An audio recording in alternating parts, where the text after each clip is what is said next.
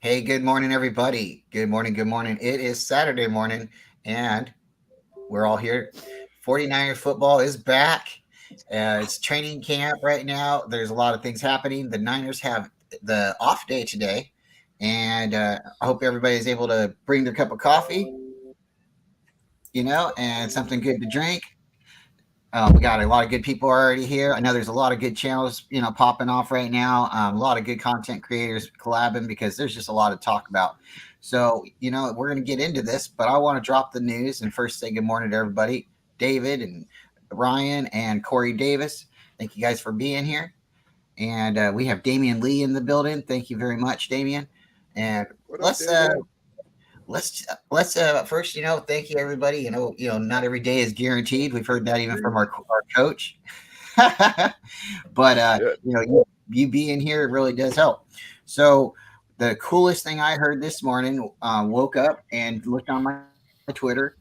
I'm gonna drop it right now because I'm that excited. It was retweeted by Rombo Sports, and it was Adam Schefter who put it out there. So with further delay, we got our guy back. Frank is back. He is now a Niner once again, and not only is that cool, I think it brings everybody, something from inside warm. If you're Right. you're a faithful, oh my gosh, I mean, like what Frank Gore did for this football team. So, Oh, what's your thoughts, Ryan? Because this is a lot to get into. I think.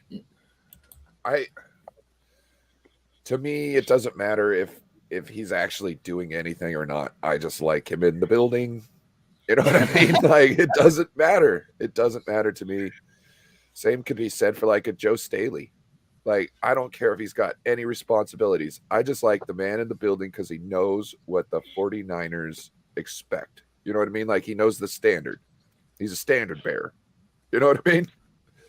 Frank Gore is a standard bearer. When it Yeah, comes to running backs, he's one of our standard bearers. Corey, what's your thoughts on Frank Gore coming to the team again? Do you think he's going to bring some I saw insight, that. spirit? What's your thoughts? Yeah, I saw that article. I was like, hmm, Frank Gore's son. And then I was thinking, when I saw the title, I was like, but he already signed. He retired and everything. He came to the night. What's this article about? So I had to read it more. I said, oh, okay. Hmm, that's great. Now I didn't get to read the whole article because I was like, because I can't see on my computer. I have to bring it up on my phone really now. So I can read the whole thing. But I was like, yay. Yeah. So he's back in the building, and I mean Yeah, that's buddy. us. Dave, what's your thoughts on Frank Gore coming back as a looks like a advisor? So it sounds like he might have multiple roles, but they just want to kind of umbrella him, put him underneath this title. Well, I don't mind him being back in the building because he was, he's a professional. He's a great teammate. When it comes to leadership roles, I mean, having a former player like him in the building is a fantastic thing. You know, yeah, I'll be on camera when I'm done sweating. I ate like a super hot breakfast and I've been suffering for about 20 minutes, but I think it's almost over. So, He's sitting in his whitey tighties, praying that it stops. yeah, when I'm done sweating, I'll be on camera. Bro, would you put on it? Would you put on it? I have this sauce called Dave's Insanity Sauce, Okay. and yeah, like if you're making a big pot of chili, you put 2 drops in it, and the whole thing is spicy. It's real. And you It's like used it like pepper spray in a Tapatio. sauce bottle. It's kind of He used it like Tapatio. Tapatio, Crystal, there's all kinds of hot sauces out there. I recently just started going back to Shout the out to burrito Hot truck. Ones. Yeah, yeah. I just They recently got one I started want going. to try. They got a Chipotle one that looks like it'd be really good. It's a Hot Ones brand too. Go ahead. I recently just started going back to the taco truck and getting the hot sauce, and I'm not very big on it. So it's like, I just do a little bit, he knows how to make it for me. So, Mm-mm. my daughter, she'll go and she'll get plain. And I'm like, what do you mean plain? She's like, I just want the tortilla and the meat. I'm like, you're savage. Smart. Look, I'm not messing around with any authentic hot sauces, man. You know what I'm saying? I'm not built like that. I like the flavor of some, but I'm not built for the heat. So I just, I know that I got to tap out when it comes to that stuff. What up, Lawrence? We got a lot of good people in the chat. So again, if you guys haven't heard, it went on Twitter today. Adam Schefter, I believe it was. Rombo Sports, my buddy, retweeted it. 49ers hired former running back Frank Gore as office football advisor. So does this mean he's going to be a scout? Is he kind of a running backs coach? Is he, Kyle's friend? What does this mean? I just think it's awesome to have him in the building again. I think he's going to have a lot of input in the locker room. I don't think Frank's really a rah-rah guy. He leads by example. I think he'll be running the ball in practice for some of these guys and saying, this is how you do it. I think this might be. So remember during the draft, Frank Gore was in the draft room, right? Because he was, learning. I think this is like Frank Gore working his way into front, like upper management.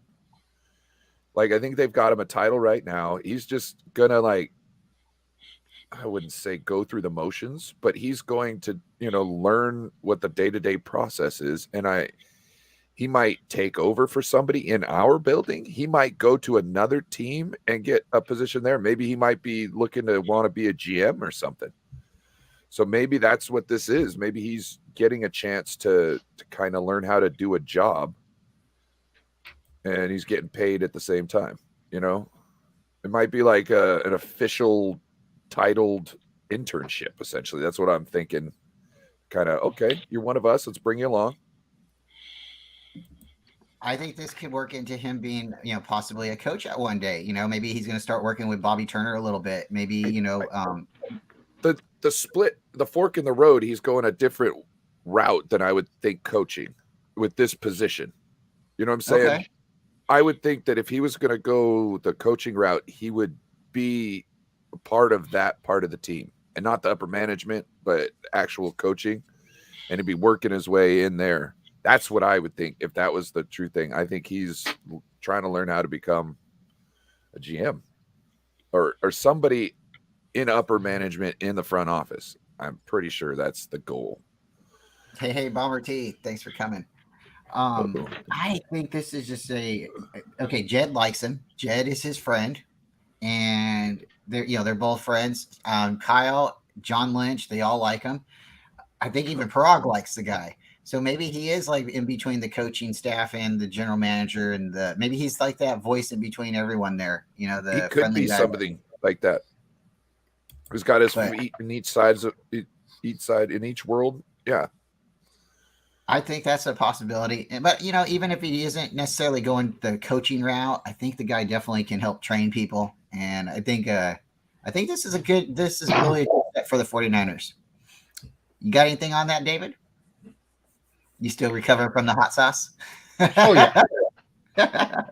Shout out to Frank Gore. I don't honestly know if he's looking to be a coach or a front office executive, but I honestly think that maybe he would make a good player personnel type of director. Because him being a former player, he's gonna know what they want and need. He'd be he'd be like the goat of all boombox guys if that ends up being the case. Oh yeah. Yeah, he could come out there with 2 boom boxes, right? Yeah. Yeah. If nobody knows, or I haven't said it enough, boombox, it's called a bump box, the official radio or Bluetooth speaker for the 49ers. It's a Stockton, California based company. It was built in Stockton, California, and then they used to just sell it in a couple stores, and then they've got they actually got a website up, so you can go on the website and, they make backpacks that are speakers. They make little ones. They make big giant ones. But it's really cool because you Bluetooth your phone to it. And it's like, oh my gosh, like 12 hours of battery life or something like that. You can karaoke off of it. But now they have actually a store you can go into in the mall and purchase a bump box. And they do financing. It's $1,000 radio. If you haven't seen one close, Beto has one usually in the back of his video. So, and they do custom design. So if you want to put, something cool on it for like a sticker or something, I just want a red one. Hey, how many Scovilles is that Dave Insanity sauce? It's only 180,000. It's not even a quarter mil.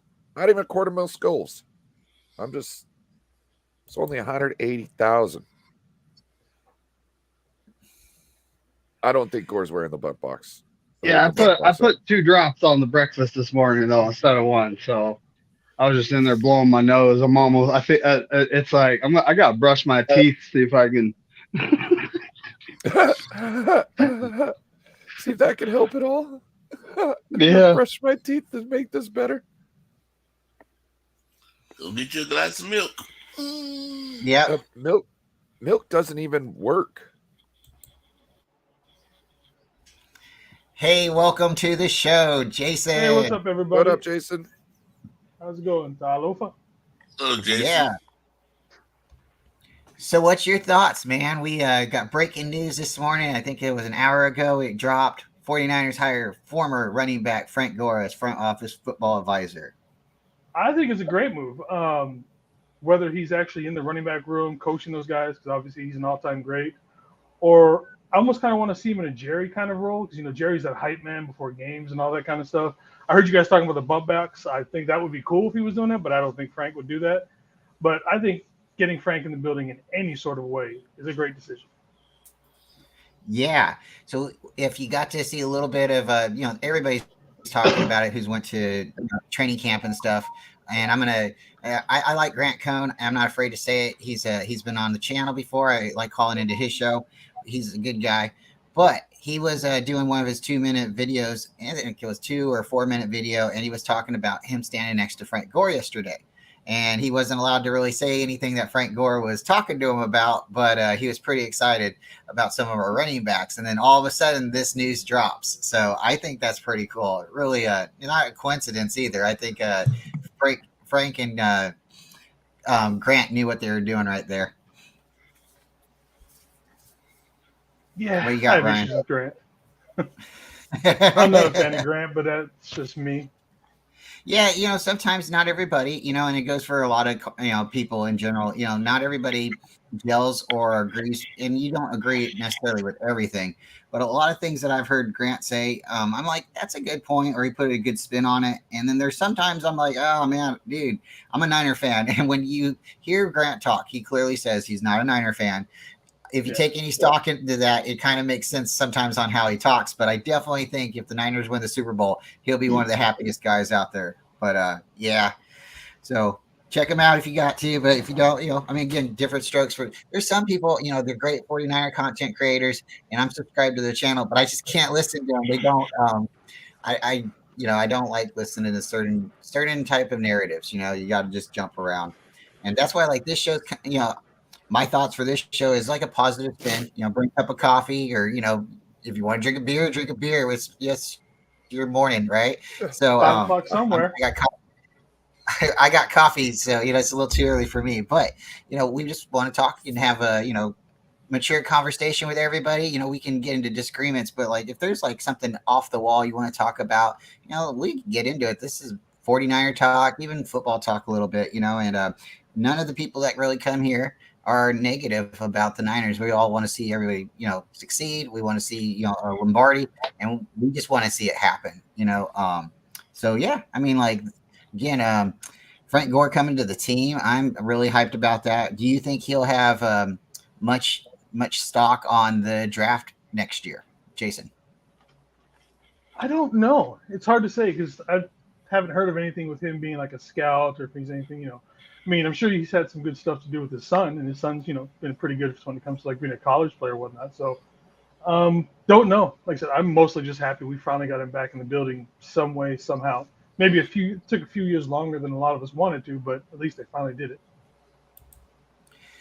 The reason I bring up the draft question is I believe he was in our draft room this year, and I'm not sure, if they took any of his advice or not, but I think he might just have a little bit of insight, and I think he might have a little bit of a push on some players. Like he might be like, hey, this guy might be the guy, but again, it's gonna be time to tell.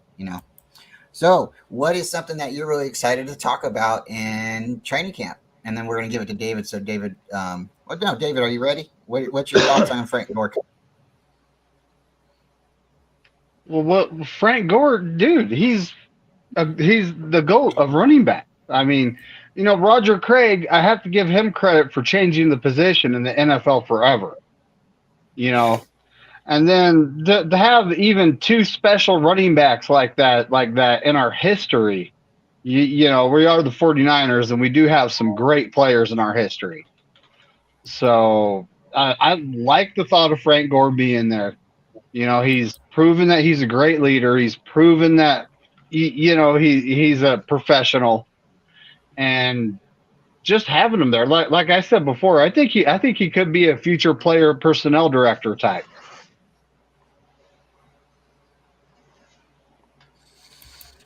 So you think he's leaning more towards like maybe becoming a general manager or something at one time, or do you think he's just trying to become like a president? Like move into like Parag's role somewhat, not necessarily with the numbers, but I'm not quite sure what he's gonna do. Just having him in the organization is good enough for me, because it's Frank Gore, right? Yeah. Yeah, Frank Gore. I mean, like what from 2005? Is that when we got him, or 2006? I think it was 5, if I'm right. And then he was on our team till 2013, 2014. Guy just was a tank. He was really the only guy that produced for our team for such a long period of time. I hope he goes into the Hall of Fame. He deserves it. Really, really upset that he didn't win a ring. And I think last year, he was like that close to coming back, re-sign him, but they asked him and he said, no, he's done. But he was boxing recently. So another guy stays in shape. So, let's get into this. We're talking about Frank Gore, and we're also talking about preseason, and we're talking about the regular schedule. So, Jason, since you're here, what's your thoughts on our preseason? Do you think we're going to take any, are you thinking we're going to go for the games, or are we just going to just see what it turns out? Because I think when you play the win, and you look at some teams that go 3-0 or 4-0 in preseason, they usually have a pretty solid team, like the Chiefs. And there's other teams out there that they don't plan on losing anything because everything's win or just win, right? So what do you think our chances or our luck going into this preseason is going to look like? Is this going to just be more like practices and we're just giving players a opportunity to just go out there and do something, or you think we're going to go in with the mentality, so we can ramp up for the season?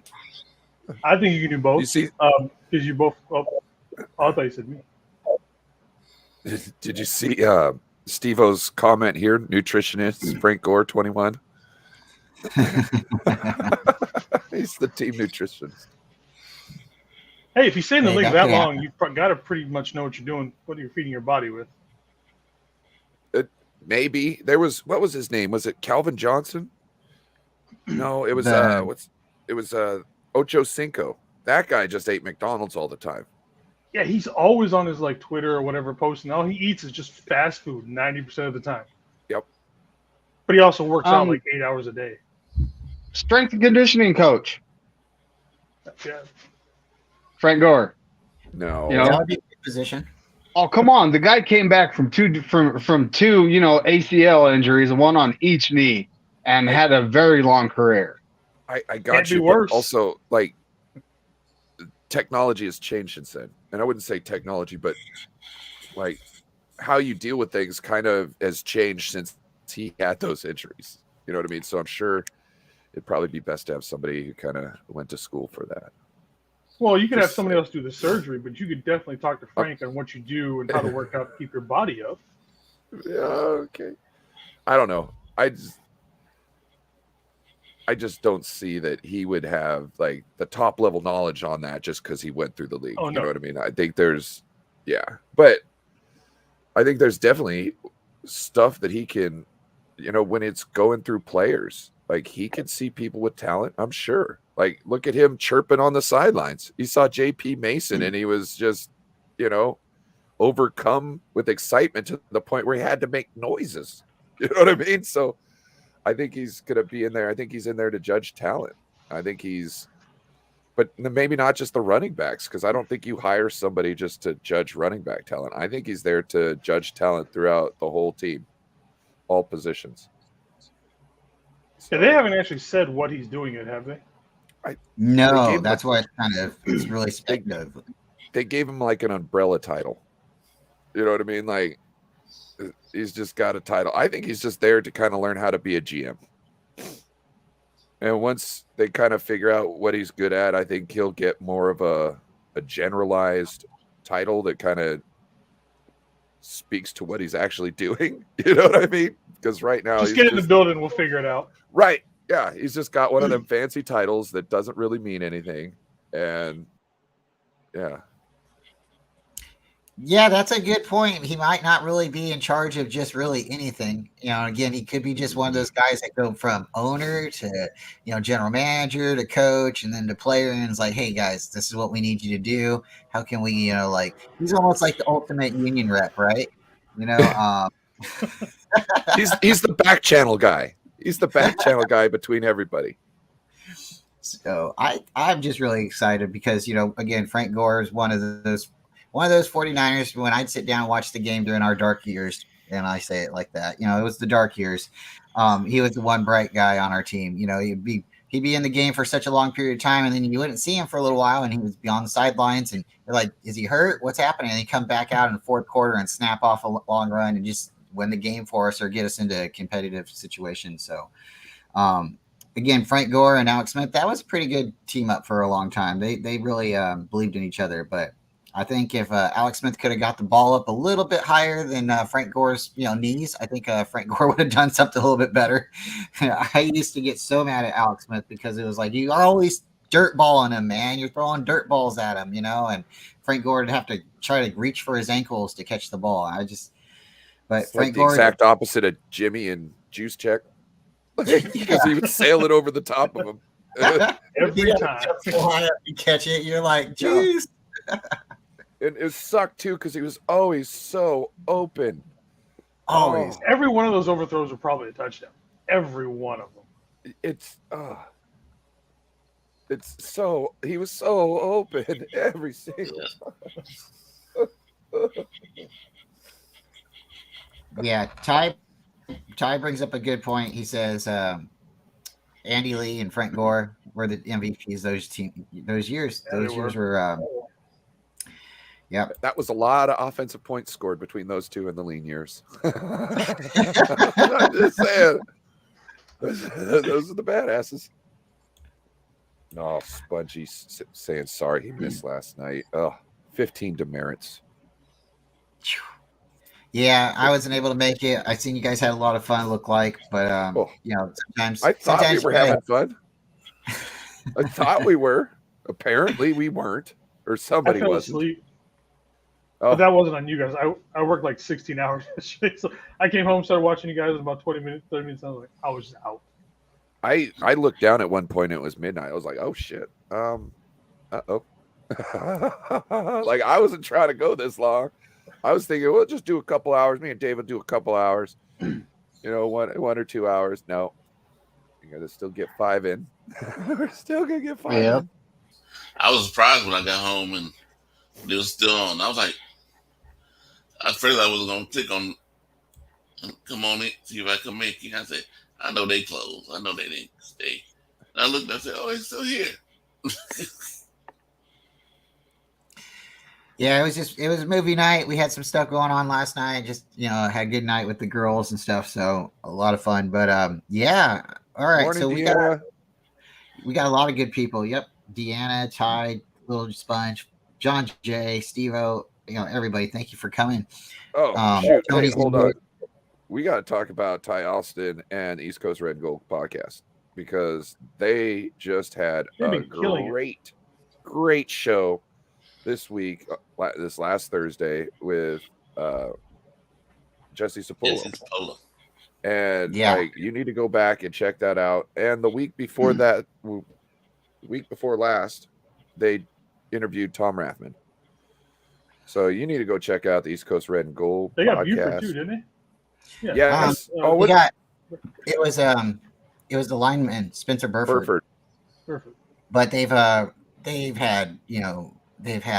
Randy Cross on. They've had all kinds of different players on, and they really have a lot of good shows. There's like 50 or 60 episodes. I think they've had so many shows so far, so you can definitely go back and watch them. They have a lot of good people on. Ryan's been on their show. I think I've been on their show.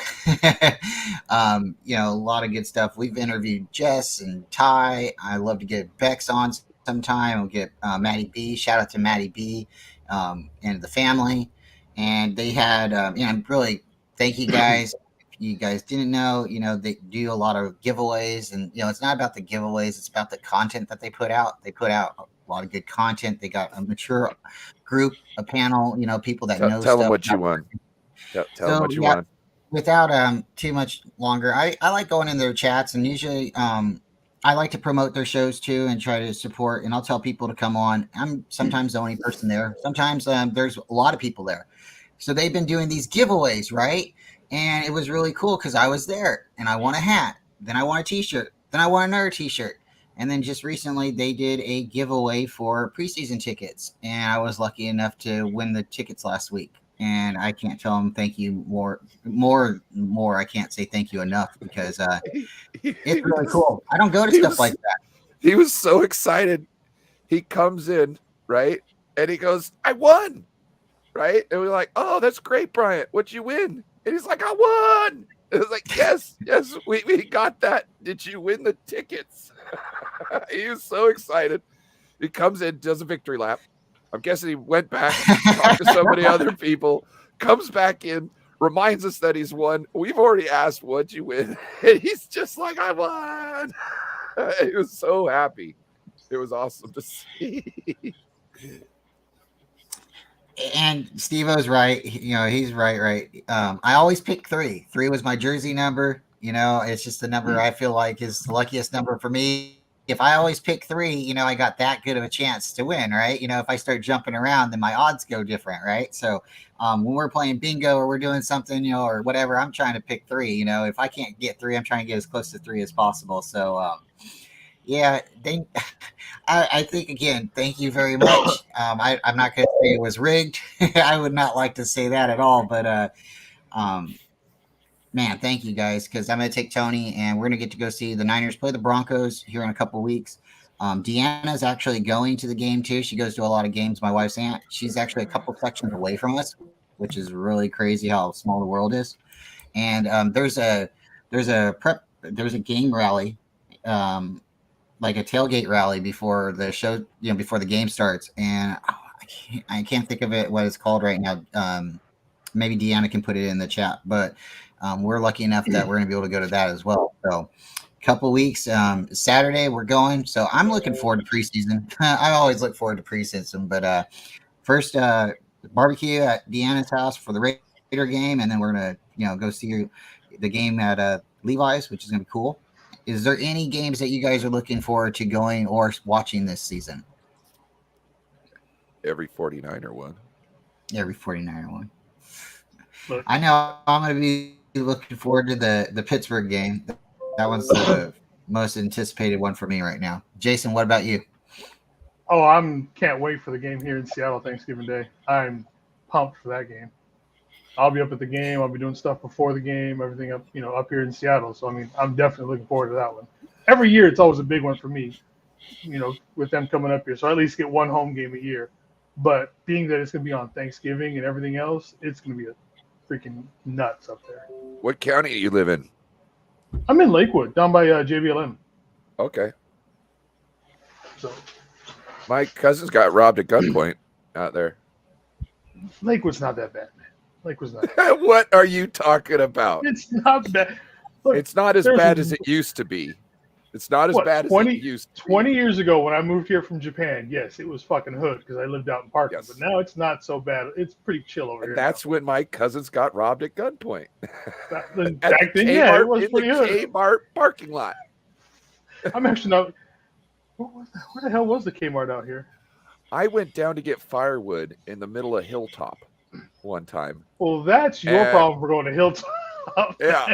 And the lady who came along, I don't even know why she came along, but all of a sudden she's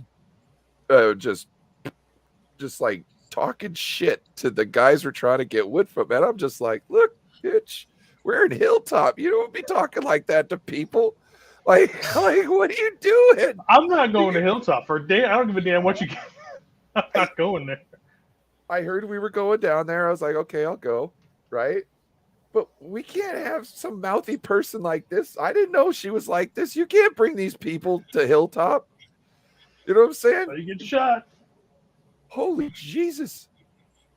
Oh, yes, Ty. I used to hang out in the bad part of town. I used to, there's a town called Everett up here. And oh, is it a hot mess? And I used to live in Everett. Yeah, I used to live in Everett. I've done my things back in the day. But what you know about Spunaway? Spanaway? Yeah. Spunaway. No, I got you. I dated a lady from Spanaway. She's probably in jail now. No, she's Oh. Everybody in Spanaway's been in jail a few times. she was on the straight and narrow. You know what I mean? She wasn't doing any hood rat stuff, but wow. She Yeah, she we should get she together fired a for that Mark game. 19 automatic grenade launcher. She used to, yeah, she was in the Air Force. So you guys want to break down the schedule real quick? I'm going to throw the overlay over it. What we could do is instead of saying wins or losses individually by the teams, we don't have to double up on like our division opponents, but let's go and say, maybe just a couple minutes, give everybody something to say if they have anything to allude to or add to the team. All right. So we're going to go ahead and throw the overlay. Thank you everybody for sticking out with us, hanging out. Hope you got a cup of coffee. All right, so here's the banner, the overlay.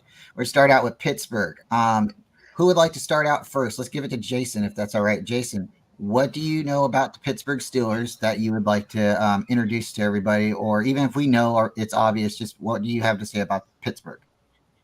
Pittsburgh is a family game for us because being from Hawaii, we can pretty much cheer for whoever. But my older brother and all his part of the family is all Pittsburgh fans, so that'd be a good one for us. I know Pittsburgh, they start really good, and we start pretty slow most seasons. So it's kind of a scary game for us, the way I see it. It can go one way or the other. Won't necessarily call it a trap game because Pittsburgh should be better than what they were last year, though. But should be an interesting game to start the season with. Corey, what do you okay, let's go to let me drop off the banner real quick for a second. We have a new guest, and I'm gonna go right back up to it. All right, come on, Who? hide. Oh, what's up, Raphael? Just a sec. What's up, Raphael? Hello? All right, we got Raphael. If you guys haven't met Raphael, he's a great guy. He's got a great channel. Please go check him out. So we're gonna go from Jason. We're gonna go from Jason to David. I'm gonna put the overlay back up. Everybody will get a chance. Then we'll go Ryan. Then we'll go Corey. I'll say something. We'll drop back down to Raphael. All right, everybody. Again, we're gonna go over the Niners season, and we're gonna put the banner back up. All right. Right. Thank you, Yeah. Raphael, for coming. Yep. All right, David. Here's Pittsburgh again. What's your thoughts on Pittsburgh? I think they have a fantastic head coach, a questionable quarterback, which could benefit us having the defense that we have. And, they also have a good defense. And guess what we have right now? A question at quarterback. So, it's, going to Pittsburgh, I think it's going to be a tough game, like last second field goal type. Okay, I like it. I really like it. Um, yeah, anytime you can win with a kicker, I'm kind of excited about that. Ryan, what's your thoughts on Pittsburgh? Uh, Mike Tomlin is always going to bring a team prepared to play.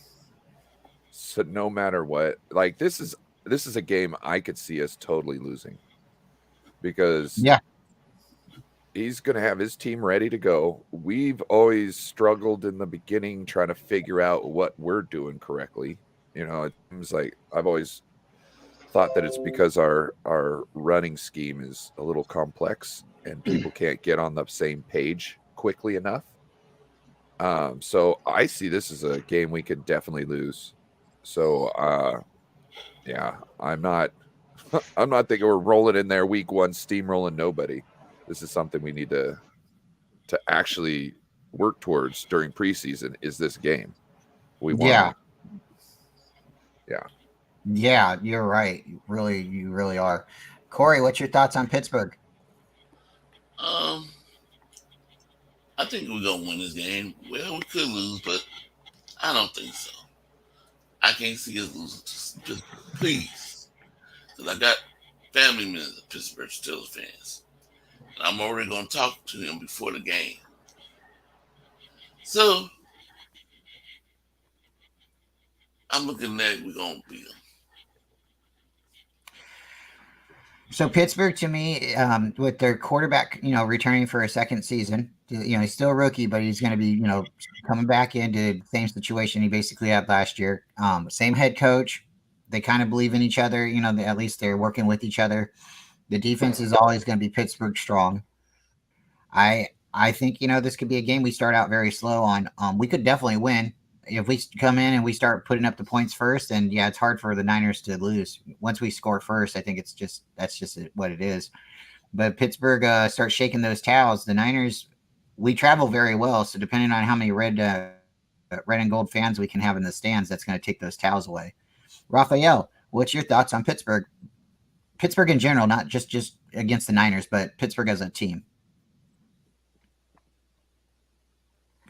All right, I think we'll come back to Raphael. All right, Jason, why don't you start us out with Los Angeles? What's your thoughts on the Rams overall? Let me quote, was it Dana Stubblefield? Same old sorry ass Rams. I mean, whether we're playing there or here, we've got their number. It looks like they've gotten kind of worse, the team overall. Stafford's still, he's beat up still. I mean, I see no reason for us to lose this game. This should definitely be a win for us. Yeah, I'm looking at it and I'm seeing the same thing you're saying. Mr. David McNiner, what's your thoughts on the Rams? I don't see us losing this game. We haven't lost a regular season game to them since 2018. We're traveling to Levi's Inglewood, and it's going to be just like a home game. There's going to be more 49ers fans than Rams fans because, we own California. So, I'm looking at that like it's a W. Ryan, what do you think? So I think Sean McVay, if he's at all a good coach, would spend his whole offseason trying to figure out how to beat us. You know what I mean? Some scheme that he can spin up that will break this streak.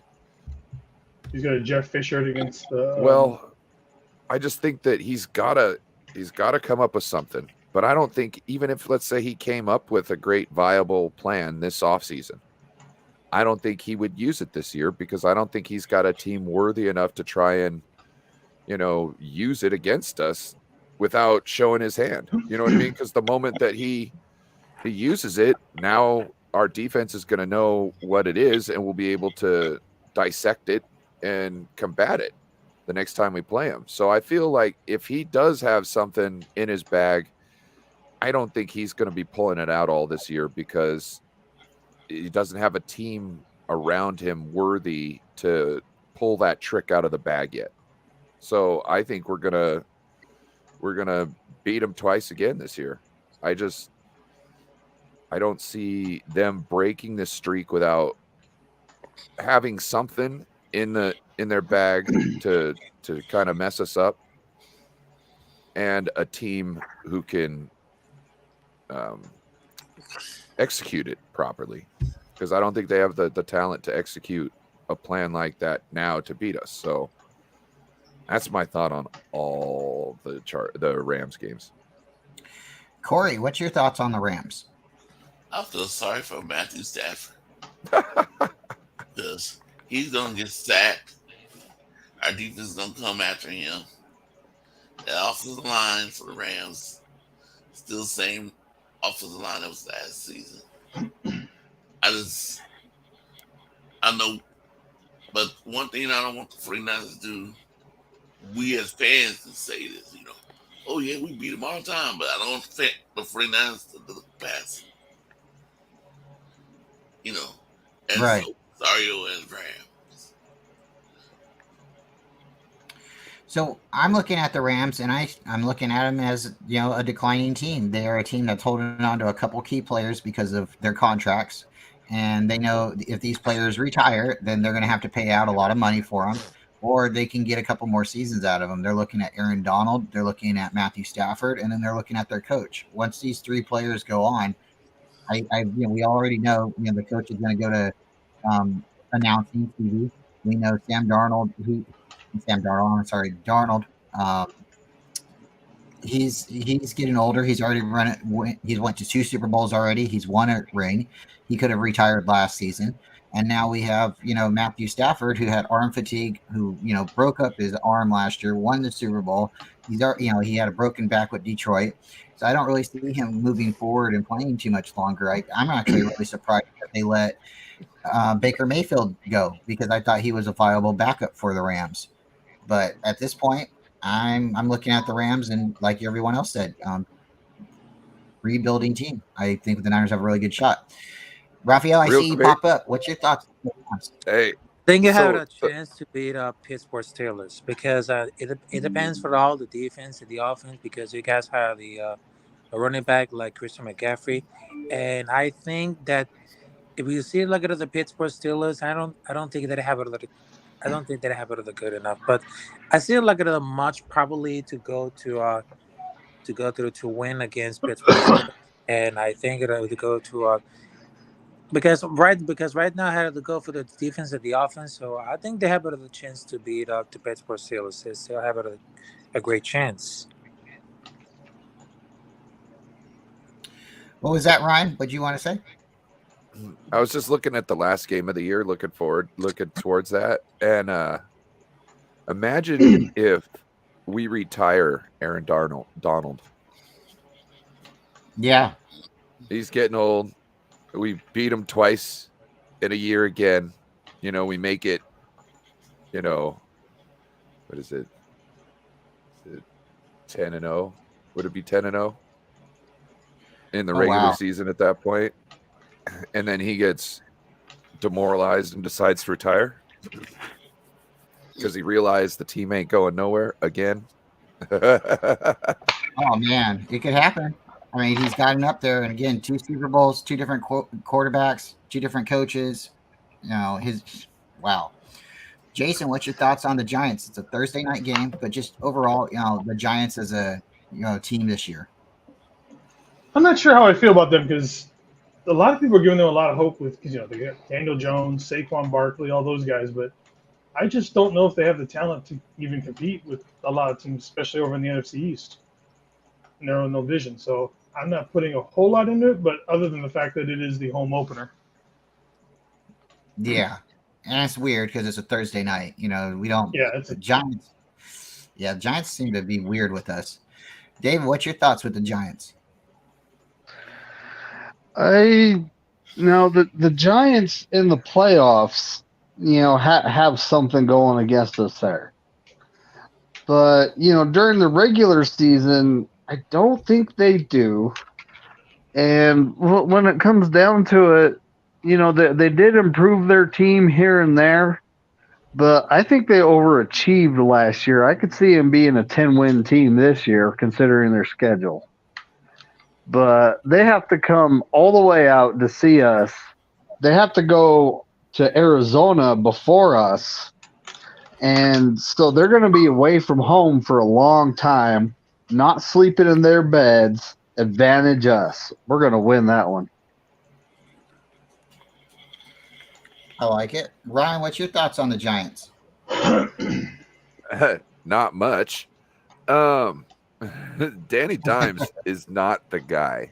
Let's just put that out there. He is not the guy. And the only person I'm really worried about on that team is Saquon Barkley.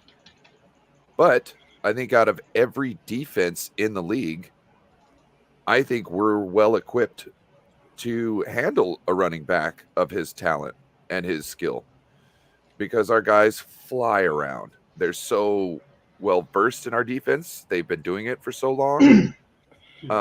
It's like secondhand nature to them. It's reaction to them. So I feel that out of every team, not to say that he won't have a game, but I just don't think you'll see the Saquon Barkley that you'll see every other week on that Thursday night game. So I advantage 49ers. We win this one. Corey, what's your thoughts with the Giants overall? I know YTC is probably listening somewhere, but what's your thoughts on the Giants? YTC. I already told you this before. The 49ers are going to beat the Giants. This time, we don't have Williams on our team. He ain't gonna fall. Oh God, fucking hate that guy. Well, I believe we're gonna beat the Giants. Yeah, I like the Giants. The reason I like the Giants is they're that blue collar team. They play hard. They play football like the Niners. They're very gritty. They are built to play against a team like the Niners. I think they can go round around with us, but they're not an explosive team. They're not going to beat us with a deep pass unless we're sleeping. They do call Danny Dimes for a reason, because he can drop the ball pretty nice and into a position where the receiver can make a play. But that's the problem. I don't think they have receivers with the Giants. I think the only player they have is Saquon Barkley. So I'd like to see the Giants, beat the Eagles, and I'd like to see them beat the Cowboys. I think that would be really great if they could split. I don't see them sweeping anyone in the division, possibly the Commanders. But the Commanders are getting better and better too, and they got a really good defense. So unfortunately, the Giants are a weird team because they come to play us, and it's a Thursday night, so weird things can happen. But yeah, I'm not too confident in the Giants. I think they're going to be at least a 500 or above 500 team, but they're not. I don't think they're contending unless they do something different here and wide receiver emerges. Okay, Jason, we have Rafael, are you still there? Yes, because do it for the running back Saquon Barkley for the New York Giants. I think they're gonna hold it, because if you see like the defense and the offense for the New York Giants, and whether they say that Daniel Jones is not that guy, which is the Danny Dimes. I mean, it is not that guy, but I think they have the opportunity to be the New York Giants. It all depends for the ability, for the strong and of course the speed that have to get it for it. So I think they have a chance to beat the New York Giants. Awesome. So let's go to Jason now. Jason, your thoughts on Arizona? I don't think Kyler Murray's playing, but I think there's been new reports coming out that says he might be getting closer to being ready, and I don't think he's going to be out as long as they're first saying. But again, it's the Cardinals. Your thoughts overall on the Cardinals this season and against us? Definitely a decline in the team. I don't think especially with D Hop leaving, they really don't have anybody to throw to. They don't have any good running backs as far as I know of, but I just don't see a whole lot of coming out of them in general overall. Yeah, definitely. Ryan, your thoughts on Cardinals? These guys are plucking these chickens. I'm just saying, plucking them. I don't see a world where they beat us. they might put up a struggle, but I don't see them beating us. Okay, I can see that. Definitely can see that. Mr. Corey Davis, your thoughts on Kyler Murray's Arizona Cardinals? Those birds in Arizona, those birds in the desert. Yeah, I remember they was looked like a team that we can whoop on 1 year, and Colt McCoy. Was it Colt McCoy? Yes, I believe it was. Defense up. But they right now, they learning a new system, got a new coach, and they lost Hopkins. And I see us beating them. I can see that. Raphael, are you there? Okay, we're gonna move to the next game then. Jason, what's your Hey, thoughts? what about me? Oh, I'm sorry, David. I'm sorry, David. Oh man, we'll go to you. Desert chickens. Your thoughts? Well, the red chickens are going to get cooked, and I honestly think it's going to be flash cooked. I think that's going to be happening fast, to the point where we're getting guys reps in the second half that need them. The team they didn't re-sign the key guys like Allen that went to Denver. They didn't re-sign him. They didn't they lost D-Hop.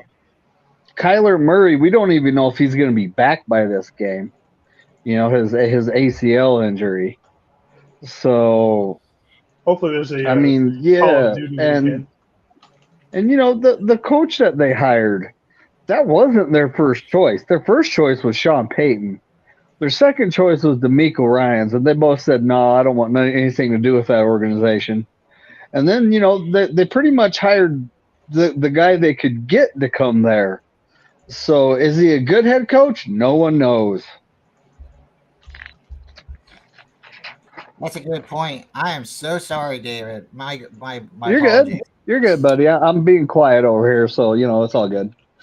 He did it on purpose, David. On purpose. Okay, Jason. No, we got Raphael. Okay, Raphael, your thoughts on Arizona? Oh, Arizona. I think they're gonna blow. I think they're gonna blow the defense because I don't think that Kyler Murphy is a good quarterback. So I will say that they took the W against the Arizona. So Okay, Jason, your thoughts on Dallas? I think this is going to be obviously one of the bigger games of the year. I can't remember if it's Monday night or Sunday night football, but it's one of the primetime games. At home, obviously, we're going to be battling Dallas for, playoff spot, and then probably beat them in the playoffs as usual. But, for you guys, what's the bigger rivalry for you guys these days? Is it Seattle or is it the Cowboys still? Like for me, it's Seattle. I mean, obviously, I live up here, but I think historically, the Cowboys are the bigger rival. Let's go to everybody, and when you get to you, answer that question as well before we move on. So, David, what's your thoughts? Who's the bigger rivalry? Seattle, Dallas, and your thoughts on the Cowboys?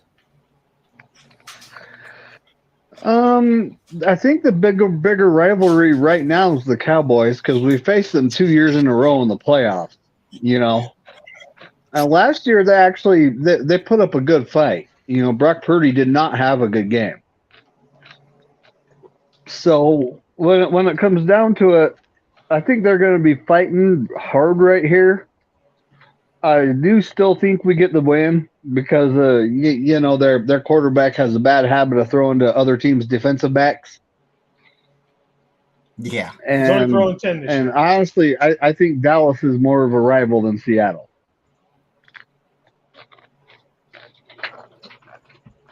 All right, Ryan, what's your thoughts on Dallas and Seattle? Who's the bigger rivalry, and what is your overall thoughts on the Cowboys this season? Well, I believe obviously the Seahawks are the biggest rivalry now.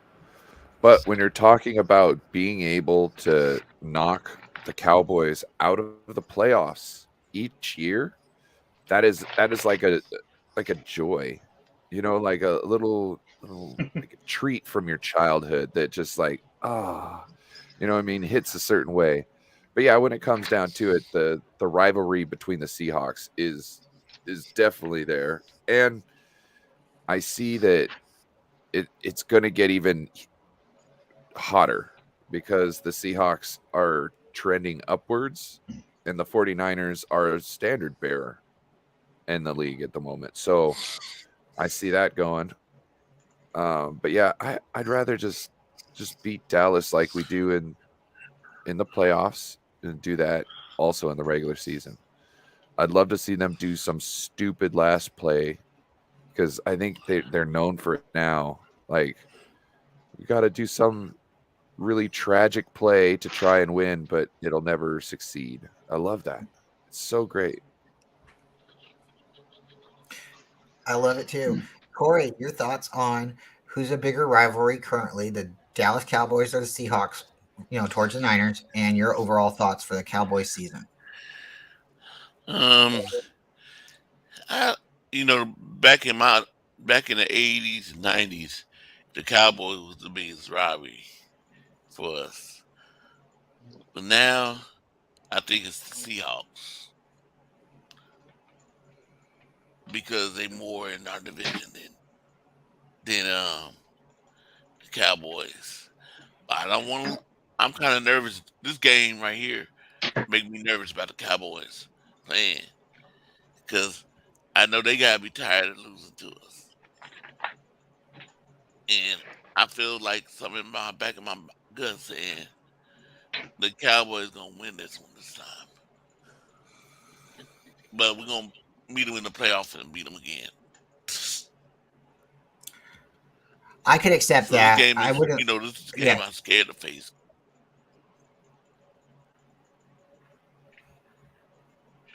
Yeah, I could see Yeah, I can that, see and this losing to the Cowboys. yeah. The Even Cowboys though I don't are want to see it,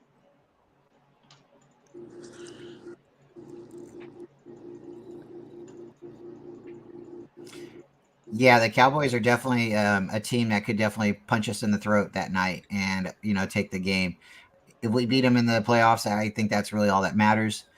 They've been the older rivalry. I think they've been our rivalry since what, the 70s. I want to say that was the first time we played them in the playoffs. I know we went to the playoffs in what, 56 or something like that. Not possibly 57. 57.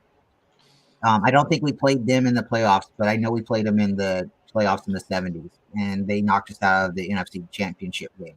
So that just and that just goes back for a long time. But currently the Seahawks do have our number, or they have had it. The overall record I think is 30-20. So we need to pull a Aaron Donald on them and just wipe the floor with them for the next 10, 5 seasons, which I'd be great, and then we could get the overall record evened up. But I would say that the Cowboys probably is the overall bigger rivalry because the Seahawks have recently come to our division, recently started doing that, and for us, you have to have a rivalry where it goes like back and forth, where they're winning some games, we're winning some games, and we weren't winning for a long time against the Seahawks. So I think that's gonna and now we are beating the Seahawks regularly. So I think people are starting to forget about the Seahawks. So currently, I would say the Dallas Cowboys are the bigger rivalry, but Seahawks definitely are a pain in the neck. Raphael, what's your thoughts on the Cowboys overall season? Oof. I mean, I gotta tell you something. Even though that I'm a Raider fan and I don't like the Dallas Cowboys, even though that I'm not like the best trash talking, I think you have an opportunity to beat the Dallas Cowboys. It all depends for the defense and the offense because you came like really, really, really, really good, and I just smell like a revenge because the last time there was like a for the championship or the divisional playoffs, but I think they have a good chance to be because right now they have Christian McCaffrey, Sam Darnold, Brock Purdy. I mean, with that weapons right now, I think they have a great chance to be Dallas Cowboys. Even though that I'm a Raider fan, I don't like the Dallas Cowboys. So it's gonna be like an easy W. I like that. Jason, what's your thoughts on Cleveland, the Browns? I think the Browns could actually be a lot better this year, possibly, especially with if Deshaun Watson gets back to being how he was before everything that happened with him. They've got a pretty good young team. With they've got a pretty good defense, with especially when it's anchored by Garrett, Miles Garrett. What was his name? Can't think of I'm spacing on the name of the defensive end. But yeah, I think it could be another one of those games to where we could possibly lose, depending on which, especially because we're playing at Cleveland. But a lot of it comes down to what is going to be how Deshaun Watson's going to play. I agree. David, your thoughts on the Browns? Well, these guys' mascot should be a poo emoji with legs because, historically that's just how they've been. I honestly think the franchise is cursed because, when they moved from Cleveland to Baltimore, I think a gypsy lady put a curse on them and they're never ever going to win it. But I think it's going to be a tougher game than a lot of folks think because of their defense is pretty good, and Deshaun Watson, by then he should be back to what he was, but we'll see. He didn't play for almost 2 seasons, but I could see us winning this game for sure. That's a good point. Ryan, your thoughts on the Browns? Better, worse? I don't know. I used to want them to win a Super Bowl so they could get that off their back. But when they hired Deshaun Watson, I kind of was like, that's not my. I know he was found innocent of charges. I just don't believe somebody with that many masseuses and that span of time isn't doing something funky to somebody. It just doesn't add up to me. So I just was like, I'm done with them. I'm done with wanting them to have a Super Bowl win until I don't know. It seems like they were willing to sell their soul for anything. And I think sometimes you got to have some scruples. So that's I think we win this game. I really agree with that. Corey, your thoughts on the Browns overall season? Better or worse? I think the 49ers will win this game. But it depends on Deshaun Watson. Is he gonna come back to form where he used to be, or is it stuff that's still lingering in his back of his head?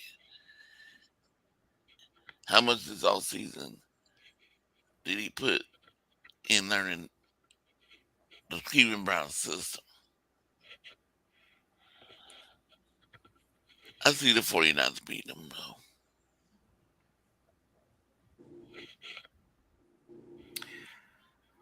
I think the Browns will be better than they've been in the past. I don't know if they're going to be good enough to get into the playoffs, but I think they're gonna definitely be one of those back and forth teams. I think people are going to underestimate them, and they're going to win. Maybe it's not going to be their quarterback, but I just think the Browns are getting better and better. Raphael, your thoughts on the Browns, the Cleveland Browns? Oh, for the Cleveland Browns. They're not like the equality of team right now, but I think the guys are to go for the W against Cleveland Browns. If they have like the great team like that, but it all depends whether they go for it now. That they have a lot of good defense, including like Elijah Moore. Because I just wanted to tell you about it. I think they have it's not very difficult, but I see like the winning against Cleveland Browns. So you think Cleveland's going to have a better defense, or they have a good defense? I think the Cleveland Browns, they have a good defense, but it all depends because if you see like the 49ers versus Cleveland Browns, it all it all depends whether it comes for the ability and the team mentality. So it's not gonna be easy, but they gotta have it a W against the Cleveland Browns. Awesome. Okay, we're going to move real quick to Jason. We're going to move Monday night, October 23rd, against the Vikings at Minnesota. You like that? Definitely one of the another big game in prime time. So hopefully, primetime Kirk Cousins shows up and does what he usually does, and that's fail when it comes to prime time for the most part with him. Um, be interesting to see what they're going to be doing at the running back position with Dalvin Cook not there anymore. Now they've got Alexander Madison and Ty Chandler taking over that role. Who they weren't too bad when Dalvin Cook was injured. So, and they do have a pretty good defense, but I still think we pull the win out at that one. Mr. McNiner, what's your thoughts on the Vikings?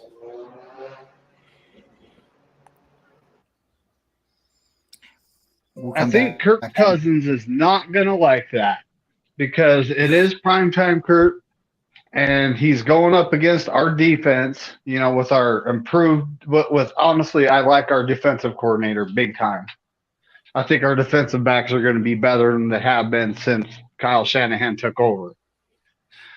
And, now he's going to be, lining up under the guard to take the snap, and the guard's going to be like, bro, wrong crotch.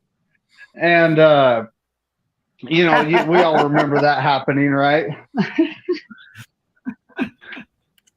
So, yeah, he's not going to like this. We're going to win this game. I like that. That's funny. Ryan, what's your thoughts on Minnesota overall? I don't know. They put up a fight here and there, and we're at their house. It doesn't scare me, though. I believe the last time we were there, we won. And I think it was a little more even-handed teams. And I think right now we definitely have the upper hand. So I got to say I'm not – wait, what day is it? Oh, it's Monday. Oh, it's Monday night, baby. It's Monday night. Not only are we great on Monday night, but that's prime time. That's what Kirk Cousins is known for, baby. Everybody make sure you're brushed up on your Heimlich maneuver because Kirk Cousins will be choking. Corey, your thoughts on the Minnesota Vikings, their overall season? Like the Vikings at Monday night. Yes, I see us winning this one. But in the back of my mind, it's still kind of, Kirk Cousins might come out and say, try to prove that he's not a choker on prime time.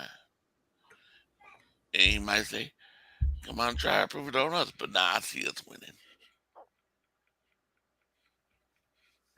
Raphael, what's your thoughts on? Well, I'm going to go ahead and say it real quick. I'm not a big fan of the Vikings. They're not a horrible team. I think they got a lot of offensive weapons and they got a decent defense, but something's not clicking for them. Maybe it's not their quarterback, maybe it's not their coach, but something just isn't right with them.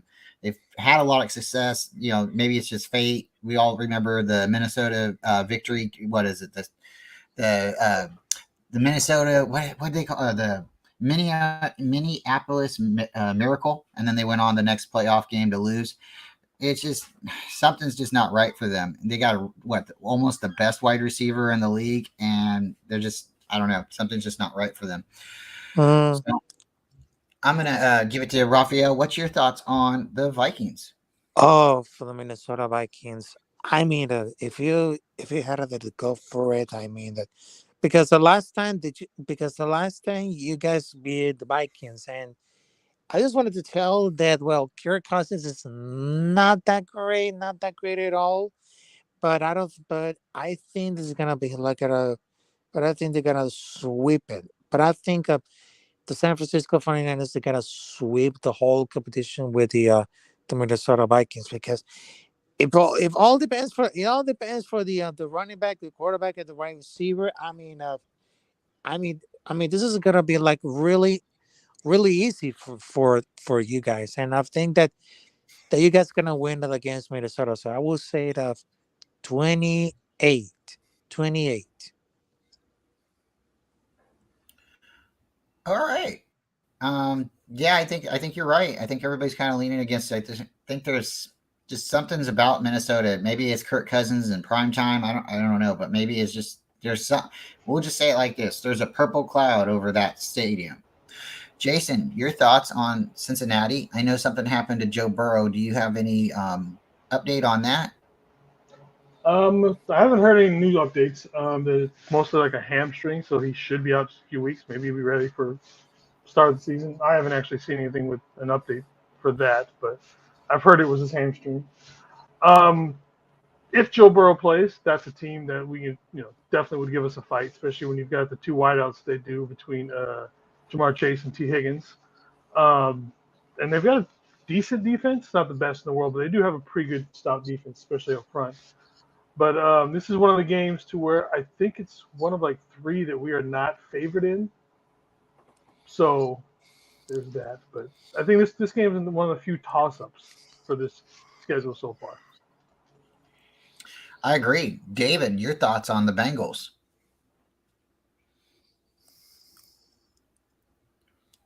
Dang it, what do I got? Tired talking when I'm muted. So Joe Burrow, the update on him is he has a calf strain. And a lot of people were like jumping on it's an Achilles injury and he might be out, but that's not the case. It's a calf strain. But he's one of the. I honestly think he is the second best quarterback in the league to Patrick Mahomes, but he's going to be going up against a defense, that is the best in the league, and defense wins championships. So this is going to be one of those knockdown, drag out fights that is going to be decided by a last second field goal. Shout out to Jake Moody.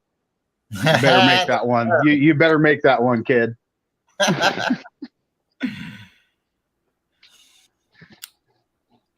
Awesome. So let's go to Ryan then. Ryan, your thoughts on the Bengals? Gosh, depends on if Joe Burrow's playing or not. It's really what it comes down to. Not to say that they can't put up a fight without Joe there, because they've got a very talented team. It's just he's the secret sauce. So I'm not as worried if he's not there, but if he is there, there's a lot of qualities I see in Joe Burrow, and one of them is that he's very Joe Montana-esque at times, and that's not somebody who I want to have to face in the 11th hour. So to me, it's up in the air until we figure out who's at the helm. I like that. That's nice. Nicely put. Joe Montana-esque. I agree. Corey, your thoughts on the Bengals?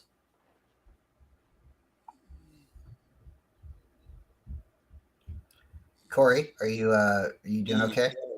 Yeah. Your thoughts on the Bengals? Bengals.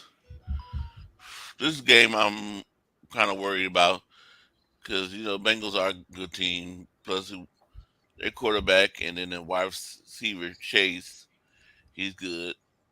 So I can see us losing to the Bengals.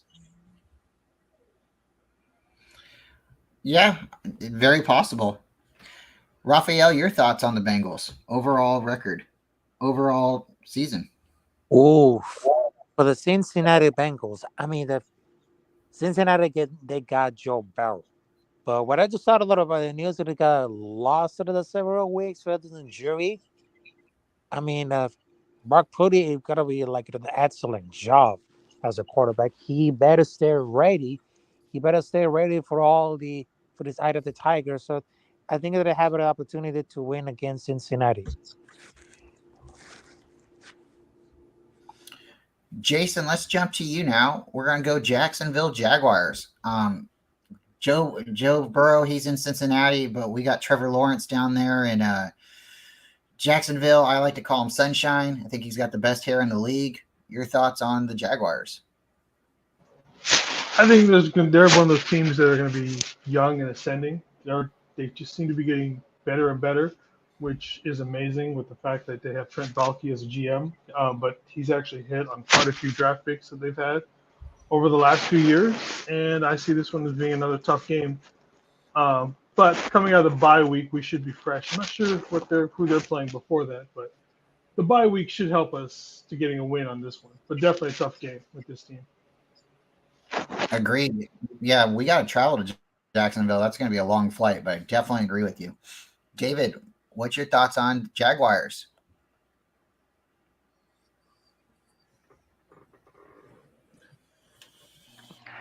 I think the Jags, this is where we're trapping cats. We got the 2 cats in a row here.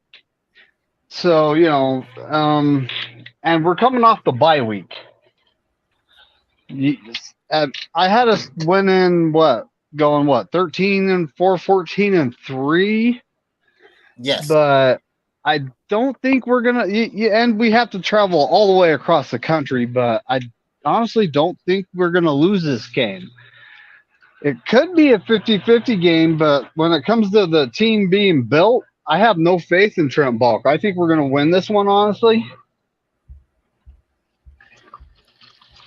Yeah. Just because of our defense going up against Jacksonville's O-line, I don't see anything standing out saying that they're going to beat us. I just don't. Maybe a year or two from now, after they've got some good pieces here, put more of a team around Trevor Lawrence, but they don't have any weapons that scare me, and their defense doesn't scare me either. So we're gonna win that one. Yeah, I agree. Trevor Lawrence just needs a little bit more weapons. Ryan, your thoughts on the Jaguars? I want to know if Corey can say the name of the general manager. Trent Baalke. Yeah, what was it? Trent Baalke. Okay. Now, I don't know. Trevor Lawrence is doing some good stuff over there. Him and his team could put up a fight. They might not be smart enough to know that they're supposed to lose this game. You know what I mean? Not saying that they are supposed to lose it, but that's, the mentality they have. You go up against the Niners, they'd be like, who are these Niners guys anyways? They ain't shit. We're the Jaguars. You know what I mean? So I don't know. These guys could play a hell of a game. I'm just glad that it's later in the season where we're already should be on a higher trajectory. We'll probably come out and stumble as we always do. And then by this time, this is where the Cincinnati game might be the gut check game. You know what I mean? Cincinnati might be a gut check game. And then we might go on a run after this. So yeah, we're beating Jacksonville. They're not the ones. All right. Mr. Corey Davis, your thoughts on Duval Valley and those Jaguars? Now, this is coming off a bye week. Always Niners coming off a bye week. Sometimes makes me nervous because they come play sloppy like they went out partying during a bye week. They come back, make mistakes. I remember after the bye week, and I went to that game, the Chargers game. The start of that game was sloppy. I thought we was gonna lose it. Punts wasn't going right. Field goals wasn't going in.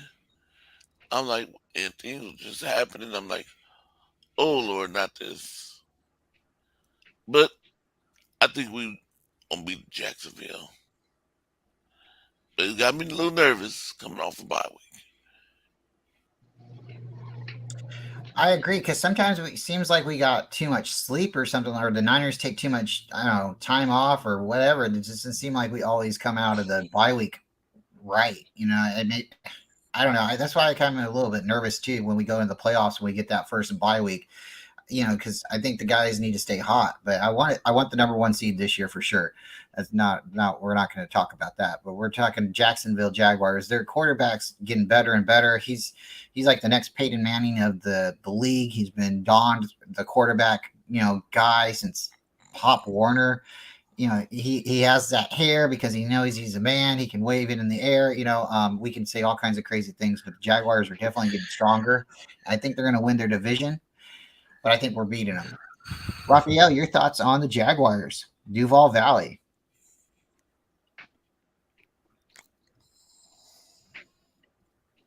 Well, I mean, for the Jacksonville Jaguars, yeah, this is gonna be like an easier one.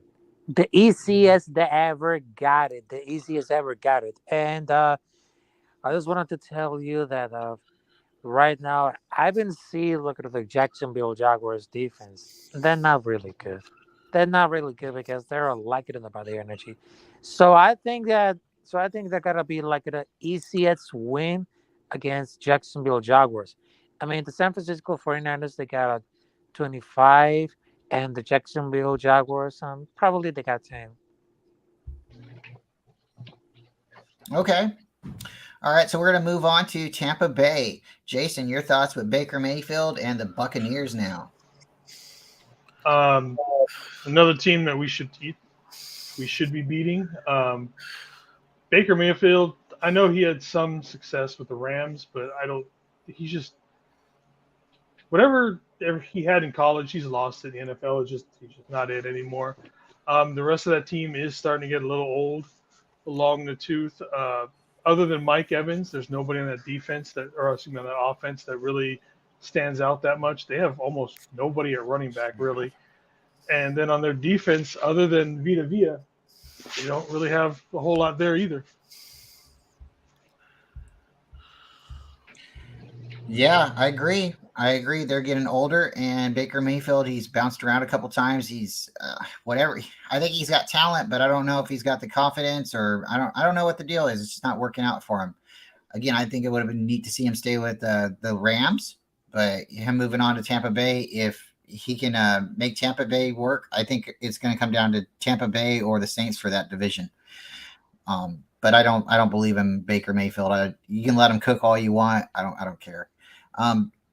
Mr. McNiner, what's your thoughts on Tampa Bay?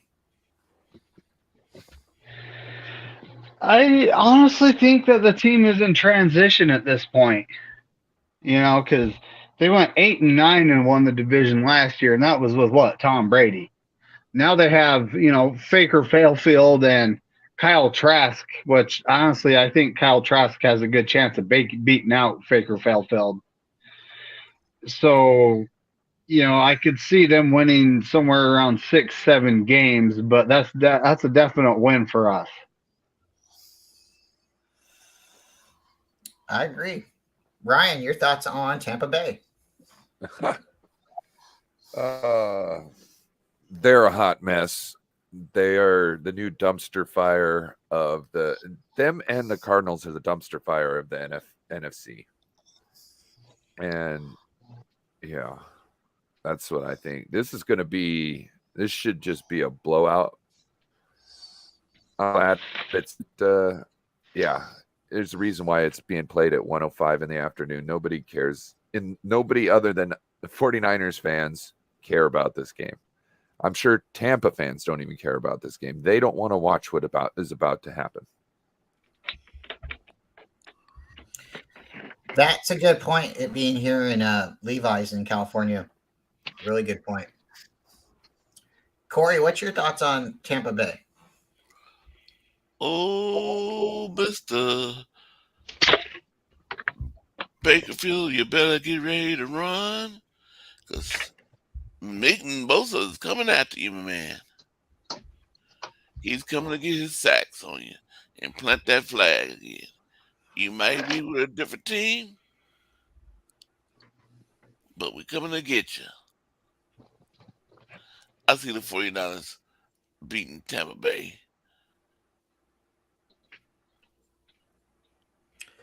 Yeah, I like that. I think wherever he goes and he's playing Baker Mayfield, if he knows, I think he's bringing some energy.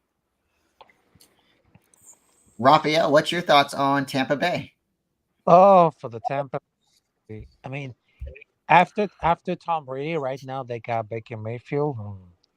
I think they gotta be really, really careful about the Tampa Bay Buccaneers. So I would say that's on San Francisco Niners on 30, Tampa Bay Buccaneers 20, because it all depends for the wide receivers in the quarterback and of course all the defense. So I would say that San Francisco 49ers 30, Tampa Bay Buccaneers 20. All right. So, Jason, we're going to jump into Seattle. This is going to be the only time, because we've already talked about the Rams. Well, we're going to talk about Seahawks and Cardinals one time. So, your thoughts on Seattle? Same as before, like I said, this is the game I'm looking forward to the most during the year just because it's going to be up here in Seattle. And I'll be there, and it's on Thanksgiving. That's going to be really cool. I hope we get the W. I hope to see you take some pictures, and I'd like to see us eat turkey up there. So that would be really, really cool. So, with you going to the game, are you going? Is it more expensive because it's a holiday game, or were you able to get some decent tickets because you purchased them earlier? The tickets were marked up quite a bit, so Okay. I think I spent $500 on my tickets, and they're not even that great of tickets to begin with. But I'm in the building, so that's all that matters for me. That's cool. So I'm assuming you'll be eating Thanksgiving either the day before or maybe that morning.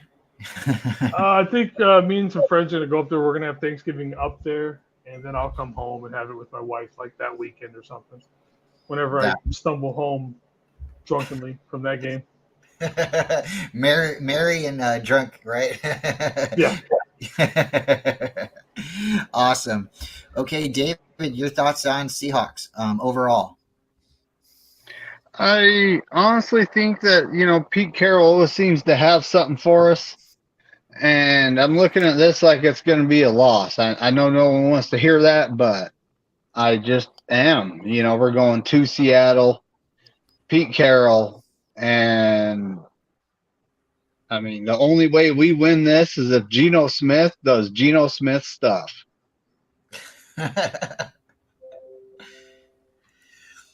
Yeah, I agree. All right, Ryan, your thoughts on Seattle?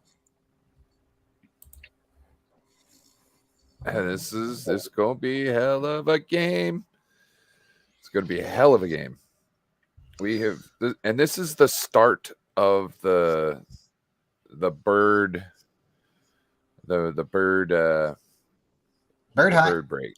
Yeah, it's the bird hunt, and it's tough. The first three are just tough games. So I could see us losing one this year, and I think it would be the home game for Seattle.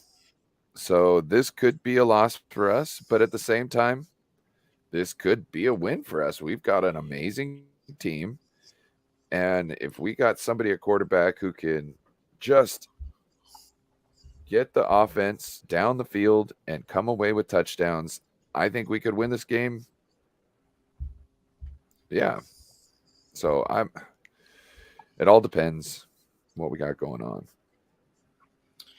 I agree.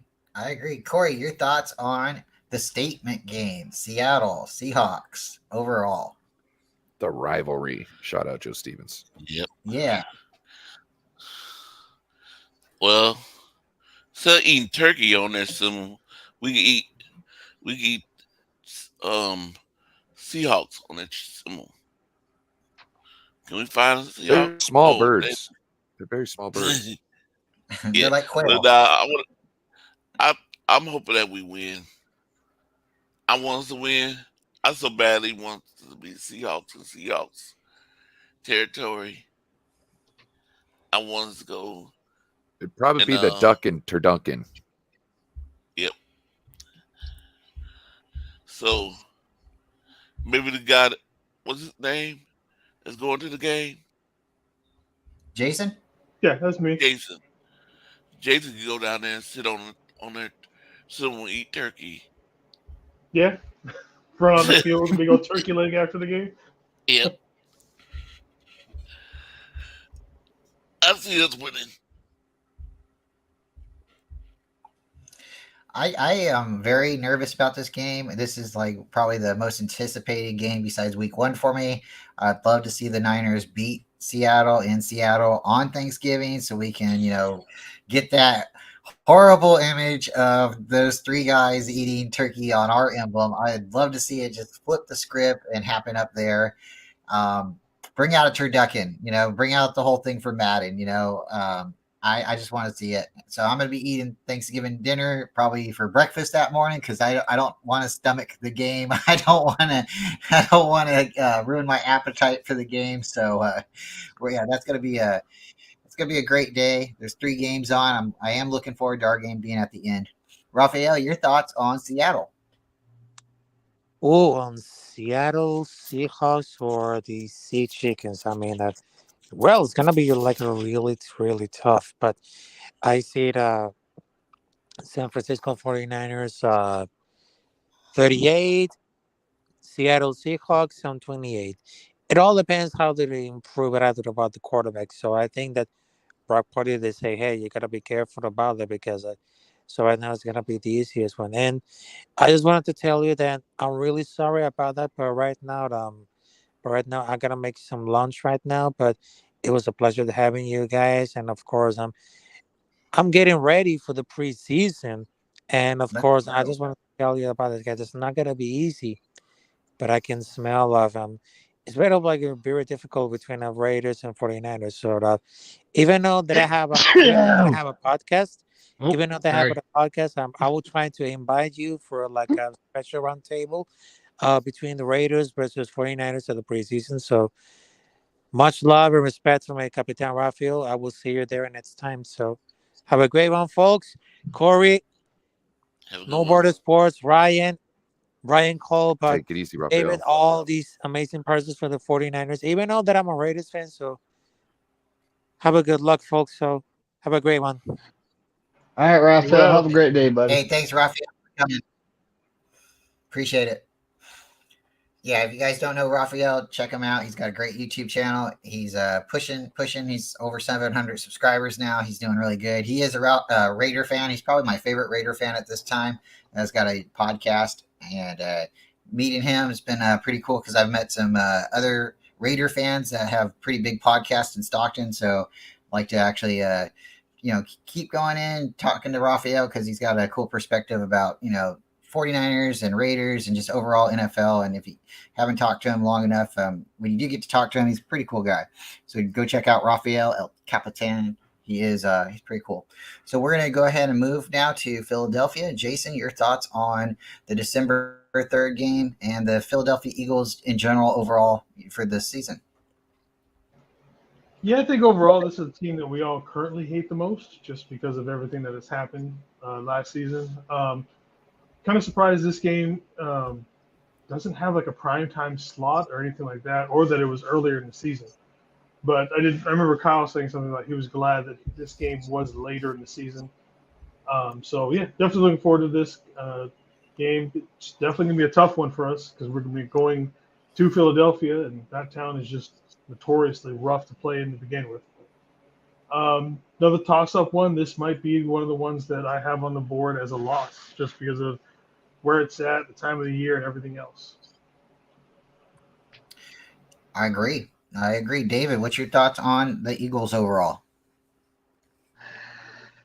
I honestly think that by the time, if our health stands up, then we're going to be rolling in there on a roll. Looking for, maybe some paybacks. I'm not going to say, for sure, because we all hear Debo talking. But, it's time for the offensive line to actually step up and protect our quarterback, number one. But, go into that cesspool that is the Philadelphia Stadium and winning the game is probably going to be a tough thing to do. But this is the point in time where we assert ourselves as the number 1 seed and the team to beat in the NFC, and and we'll walk away with the victory. I like it. Mr. Ryan, No Border Sports, the realest of us all. Can you let me know what your thoughts are on if you know, you know, the Eagles? Oh, this is a tough one. Like this is the one of the hardest games I think to predict the outcome of, because we know that the Eagles are a good team. Who knows how the changing in coaching staff might affect it? Who knows where we'll be? You know, will we be on a run? Will we be decimated by injury? What will our team be like at this point in this game? Will we have a quarterback who can push the ball down the field? What does our team look like? So to me, this one's up in air. I want to see us base these bastards, but that doesn't mean it's in the cards. So I have no idea what's going on here, but that's what I think about this game. Question mark. All right. Yeah, a lot. Definitely a lot. Corey, your thoughts on the Eagles? I'm looking forward to this game, but yes, I'm kind of nervous about this game because what we going down there? If we bring them to Santa Clara, I feel good. But going to Eagles land, to that dirty old place, I'm hoping we win. I'm rooting for us to get our revenge and beat the Eagles, but it could come as a loss. I can agree. The Eagles, they should be right back into the same spot where they were last year. They should be, vying for that number 1 seed. Hopefully we're, contending for it as well. The Eagles have lost some coaches. They have lost some players. They still have their quarterback, and I think that's the biggest thing is their quarterback has come back and he's healthy and he's probably really dedicated, and knows he can have an opportunity to get right back to where he is if he just manages to do the same thing he did last year. So the Eagles are definitely probably our biggest threat in the NFC right now.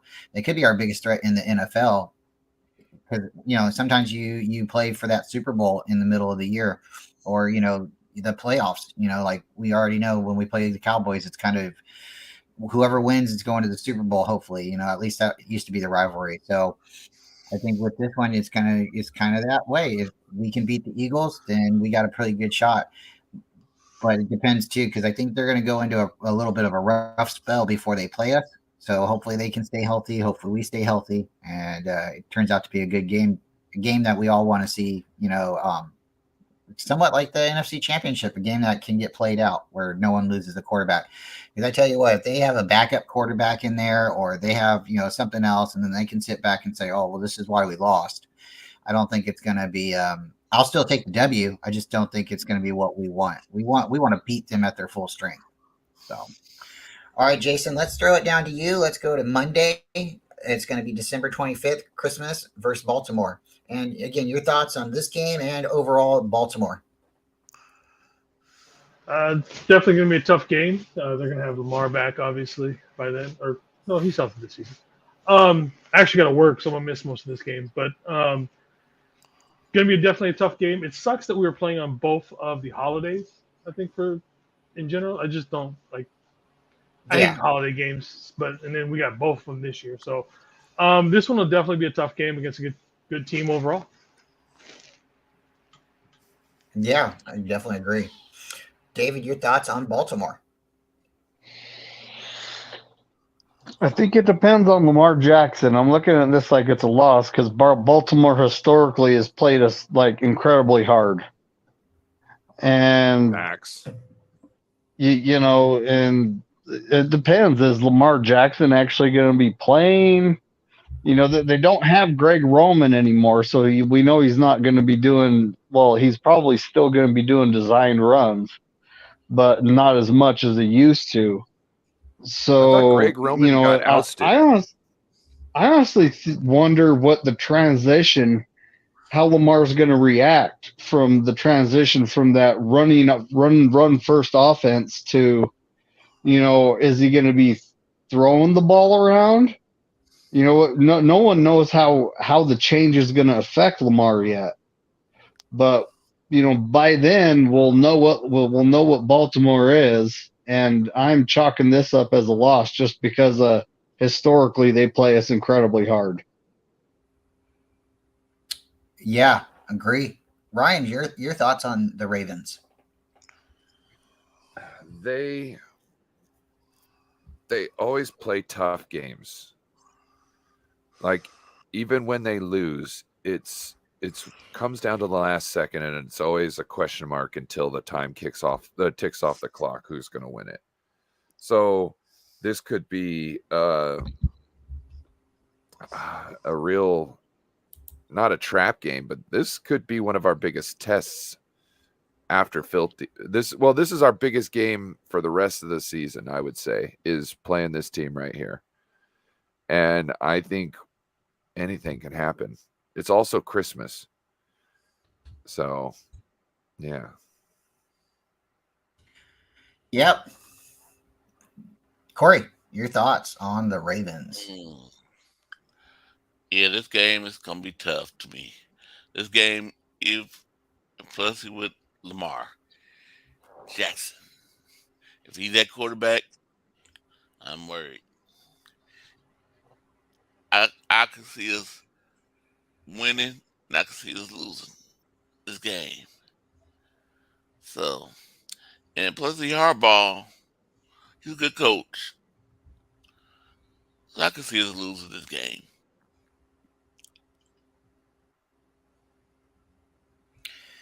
I agree. I could see us losing this game. I could see us winning this game. Real quick, the San Francisco 49ers, we played the Ravens 7 times, including one postseason game. We know about that. The Niners have won 2 games. The Ravens have won 5. We don't play the Ravens very well. We don't play them very well at all. And Bebop brings up a good point. The 2019 game, that was a really tough game for us. And we went, 13-3 that season or something like that. We almost beat the Ravens that year. It came down to a slugfest, and it was because Lamar got mobile. That's the only reason we lost that game. And I think really from that game, and maybe a little bit of Russell Wilson, they say the Niners, we just don't do good against mobile quarterbacks. So if we can contain Lamar and make him have to throw and play quarterback, I think we have a really good chance. Sometimes, I'm not knocking Lamar. He's a way better quarterback than I'll ever be. But sometimes when I see him throw the ball, he seems to throw the ball, and it seems like his receivers are trying to catch, again, down there where their ankles are at. They make these spectacular diving catches, and he puts them where they can catch him. But I don't know. I think he makes up a lot for his legs. And my overall record is 15-2 for the Niners. And I definitely see the Ravens and the Steelers being those 2 losses. So that's my thing. But Baltimore is going to definitely be a good team. I think they're going to be vying for the AFC North Championship, division title. I just think it depends on Lamar, because I think they have what it takes to beat the Steelers. I think they have what it takes to beat the Browns, and it's going to be really Cincinnati that's going to be in their way. So, Jason, what's your thoughts? Last game, everybody, thank you so much for sticking around and giving me your thoughts on the games and overall teams. Our last game that we'll be talking about is Washington. So you can call them whatever you want, just don't call them ugly. I think they'd appreciate that as well. But it's Washington, and we're going at Washington. So what's your thoughts, Jason? With their team, other than quarterback, I think they have a pretty decent team. They have decent weapons on offense. They've got a really good defense, I think, especially when they got Sweat and Chase as their defensive ends. So I forget who it was that talked about earlier that we need to protect whoever's that quarterback. This is one of those games. I still see us winning this game, and probably going to come down to some sort of seeding, I would assume, this game between for NFC in the NFC. I agree. David, your thoughts on Washington? I honestly think that they're a better football team than people are giving them credit for. And their owner is now going to be gone. So hopefully they get a much better name because the Commanders stinks. But their QB Sam Howell, that's kind of a big what is he going to be? But other than that, they have a really good football team when it comes to their defense. Their position player group is really good. And we got to travel to there. So I expect them to put up a fight just like they did last season. And we'll come out with the victory, but by one score. Ryan, what do you think about Washington? I don't know. David brought up some great points, but I just don't know if they've got enough on offense to really push them over the line that they need to be at to really contend with us and stay with us. I don't think they have it on either side of the ball. Their defense probably has more of a chance against our offense than their offense does against our defense. I just want to put that out there. Like, I am not. It could be a trap game. It could be a trap game, depending on how they're playing later in the year. Because, like, some teams start out horrible and then they get on a groove at the end, and they're like look at the Lions last year and the year before. Like even when they were losing every game and went horrible, they almost won all the those games. They were just losing at the last second. So they could be a trap game, but right now I don't foresee it as that. Awesome. Corey, your thoughts on the Washington football team? Okay, Mr. Moody, you better get ready. 'Cause I think this is going to be a game that we're going to win by a field goal. I see us winning by a field goal.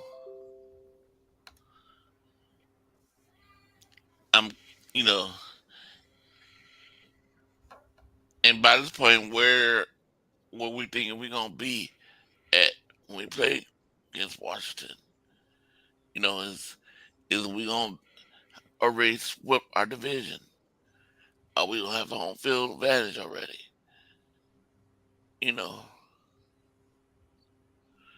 That's going to be dependent on it too.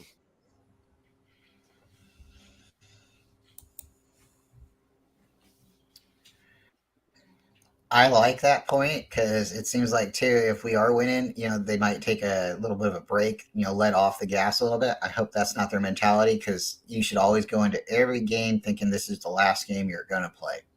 Win or lose, this is the last time I'm going to put myself out there on the field. I want to represent myself and the team and put the best out there, because when I look back to the last game I play, I want to remember I did everything that I could.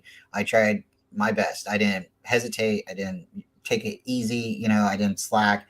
It doesn't matter if the ball's not coming to me. I still ran my route. I ran it as hard as I could. I made the other player work against me, and I did my job. Because if somebody's focusing on you and they're not focusing on another player, then you're doing what you're supposed to be.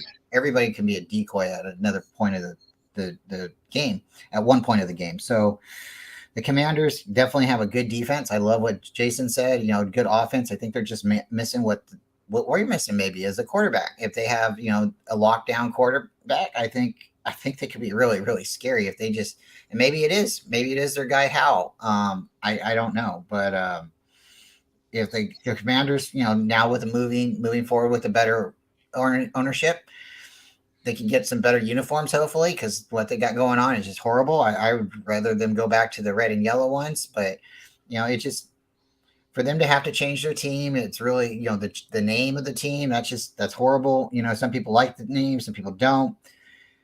Now you're changing the uniform, so it's like, are they really even the Washington team anymore? It's like you made them an expansion team, so I kind of feel for them a little bit, but still they got a lot of good pieces, and I think they're gonna make Washington proud to be a team. I think they're going to put some hurt on the Cowboys and the Eagles and the Giants. They're going to definitely contend. I see them splitting with almost every one of their division opponents. At least I'd hope they would, because that's going to make it favorable for us. So, shout out to Washington, and hopefully you can get a better name. Guys, thank you so much for sticking out, hanging out, going over the schedule with me, breaking it down. It's a lot of fun talking 49ers. It's also fun talking, about the Niners without getting too heated over a quarterback, because at this point in time, we can pound our fist and say whoever we want is going to start. But it's the same thing with me. I can say I want Moody out there, but if they put Zane Gonzalez out there, I'm going to have to root for him. I'm not going to be happy, but hey, Zane, you keep kicking and you might make a name for yourself. But Have they guys, said anything about the kicking competition between those two or anything yet? so at this point, Zane Gonzalez has kicked a couple times. I think Moody's made every kick that he's made. I think he's 9 out of 9, and Zane's doing good too.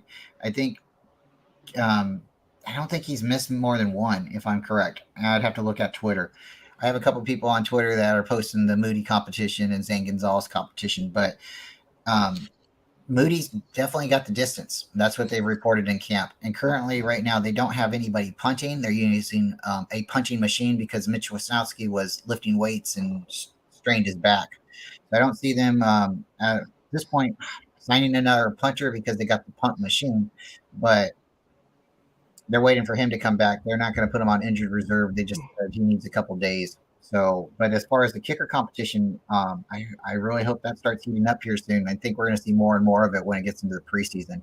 So, what's your thoughts on the kicker competition, Jason? I think no matter what, I think you almost have to go with Moody with the capital that you put into him.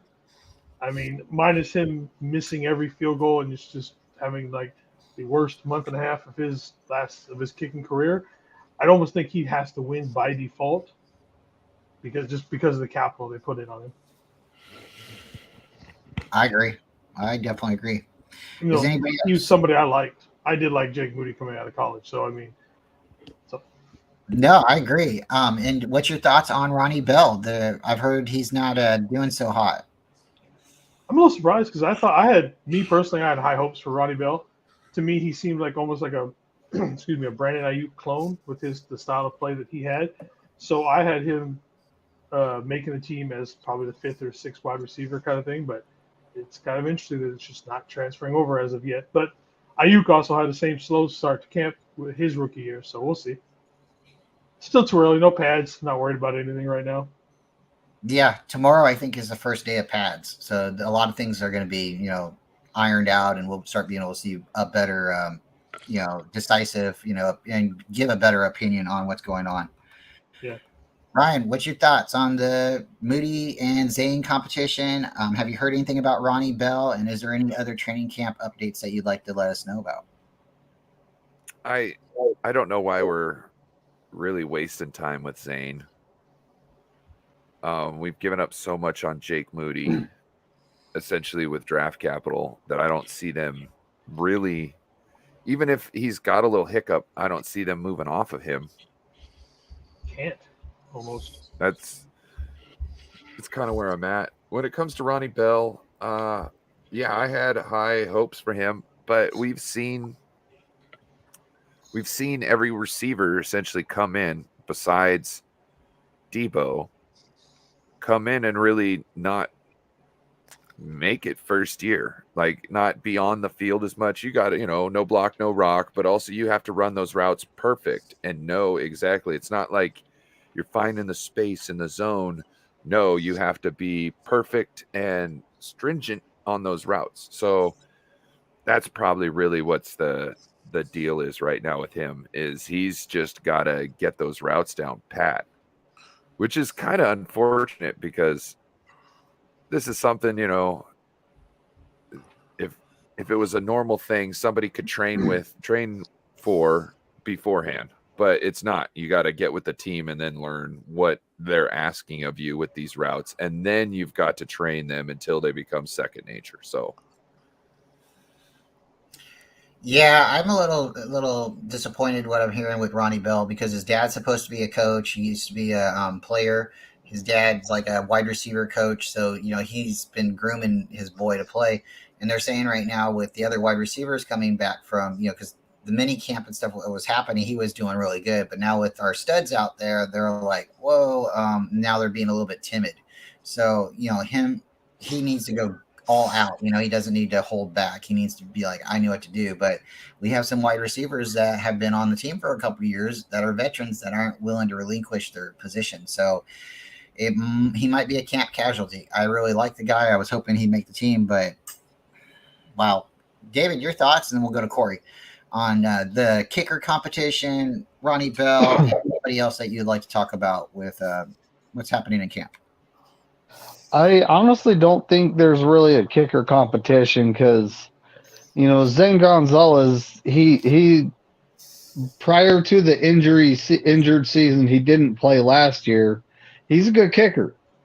But, this year we drafted Jake Moody with the 99th overall, and the only kicks Jake Moody hasn't hit are the bad snaps that didn't get down, and he's hit everything else.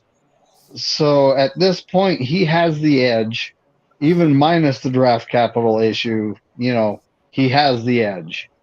So, and Zane Gonzalez will probably be picked up by another team at some point. Yeah, Agree. I agree. Corey, your thoughts up there? Kicker competition, Ronnie Bell, is there a wide receiver in training camp that you've been listening to, or is there another position that you'd like to talk about? I like everybody else said, Jake Moody's gonna be the guy because I don't see them drafting a kicker like that, a young kicker at that too, that you're gonna be able to keep for probably years and years, and I don't see them letting him go. So I think it, like David said, I don't think it's a competition. Nah. I think they kind of got their guy. They know he can kick the ball even with a bad snap. That was kind of the reason they drafted him. The coach went out there and he watched him kick a couple times, and there was a kick where he thought, okay, he's not going to even attempt it, and it was like a dodgeball roll, or a kickball roll, and the holder finally got the ball, and he just, he nailed it. So they're not afraid of his kicking. He's pretty solid, and I think they're going to be really happy with him. So, guys, it's almost 2 hours. Thank you very much for coming. Let's go around real quick. Niner Smash, let everybody know where we can find you, Jason, and where your podcast is at, what days it is, and we'll try to get some people in there so we can be watching you guys because you guys have a lot of good content. You guys are definitely a good show to watch. Thanks for having me on. This is fun. We'll definitely have to do this more often. We'll get you guys on our show too. I co-host Niner Faithful Radio. YouTube, Facebook, all the usual social medias. Our main show pretty much is every Tuesday at 4 o'clock, between 4 and 4:30, whenever TJ gets home from work. And then once the season starts, me and one of the other hosts, Jamie, will be hosting. Excuse me, I don't know if it's going to be a Friday night or a Saturday night show, but we do another one where it's more of like a preview show of whoever we're playing that week. And that one tends to be more of like me drinking show, and I usually end up pretty drunk on that show. But that's just the way that one goes. And then, yeah, that's pretty much where we are for right now. Well, definitely let me know. You know how to message me. If you don't, we'll have to talk offline and figure out how to get back and forth to each other. But I definitely like to tune in for that or, come in. Definitely appreciate your insight and your opinions on the Niners. This is a lot of fun. Definitely got to have you on again. David, me and David usually do things on Mondays. We're moving our show around a little bit. We're going to possibly be doing it on Wednesdays. But David, what do you got going on today? And where can people find you? Well, you can find me at David McNiner on YouTube. And today I'm possibly making my video because I don't think I have anything else planned for the rest of the day. But, tomorrow we got the coffee talk with Bryant Culp, of course. And then tomorrow night we got the trivia award show on Corey Davis. And Monday night it's Niners Coast to Coast with my guy Bryant, my guy Aaron, and my guy Ty. And then, we'll see what else comes up this week. Awesome. So usually we do a lot of fun stuff together, Jason. I know you've seen us around. We collab a lot here. We got Ryan up here. He's got a channel No Border Sports. Ryan has got a really cool show on Fridays. Usually we all jump in. Sometimes we can all make it. But Ryan, what do you got going on with your channel? I know your channel's it's just growing and growing and growing. So any updates or any kind of what's going on in your neck of the woods? Nothing much lately. Kind of just been like really zapped from work, but hopefully I'll get off my ass and start making more content and getting more stuff for you guys. So there's a plan in works to kind of take this a little more seriously and put out better content. So just be waiting. I remember I talked to you Awesome. before about me and you doing a behind enemy lines show or something like that. Yeah, we could definitely get that done.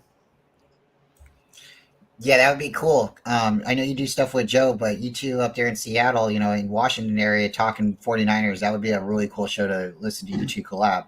So that I would be looking forward to hearing about too.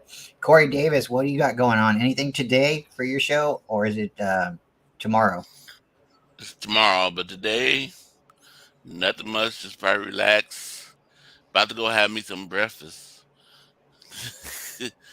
Oh, speaking of which, hey, Jason, have you ever had a bag of dicks?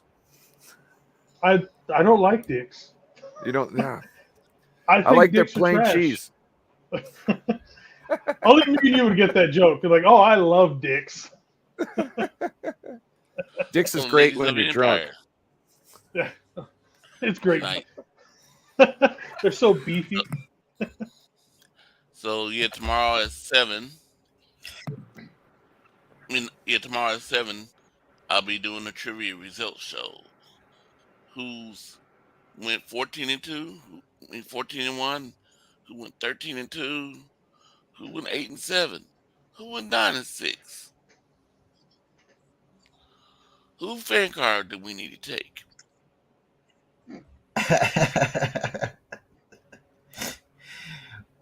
Well, that's definitely going to be fun. Corey does a trivia show for anybody listening. He does them on Thursday nights, and we get to come in, guess about the questions. If you know the question, you're not guessing, but we answer a lot of questions, about 15 questions, and then we come back on Sunday to hear our results. So definitely tune in for that.